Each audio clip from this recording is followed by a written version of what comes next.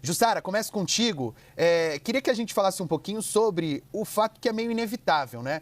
Tanto nas manifestações em favor do ex-presidente Jair Bolsonaro, como nas manifestações dos partidos ligados ao presidente Lula, o tema parecia um único tema, né? Todo mundo falando sobre a anistia, uns defendendo, outros criticando, mas é inegável que os partidos de oposição ao governo Lula conseguiram incluir a anistia na pauta de discussão nestes últimos dias, em meio ao julgamento do ex-presidente Jair Bolsonaro. Jussara, bem-vinda, boa tarde.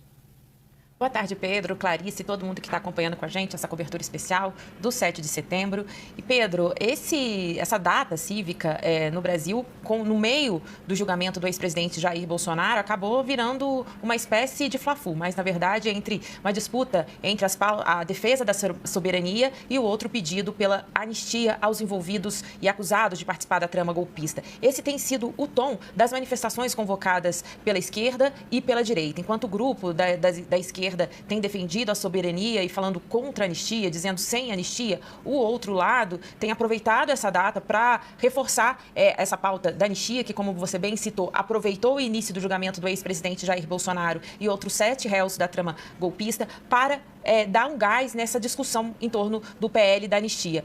Ainda não se tem o texto exato de qual será essa proposta para anistiar o ex-presidente e outros envolvidos na tentativa de golpe de Estado. Mas fato é que a pauta da anistia entrou, de fato, na agenda pública e aí dividiu as atenções com que a gente estava vendo o julgamento no STF, na primeira turma do STF. Na verdade, ao longo da semana, foi um olho no STF e outro no Congresso, né, nas articulações ali, para saber o quanto avançava. E é nesse espírito ali de disputa entre a defesa da soberania, no meio também dessas sanções do governo americano ao Brasil e também em relação aos pedidos de anistia, essa articulação que envolve, né, diretamente o governador de São Paulo, Tarcísio de Freitas, e uma reaproximação dele com o núcleo bolsonarista. É nesse espírito que a gente chegou ao dia de hoje, nessas manifestações convocadas pela direita e pela esquerda. No meio disso tudo, a gente tem também, o desfile cívico, que teve a participação do presidente Lula, hoje também com toda essa estrutura montada pelo governo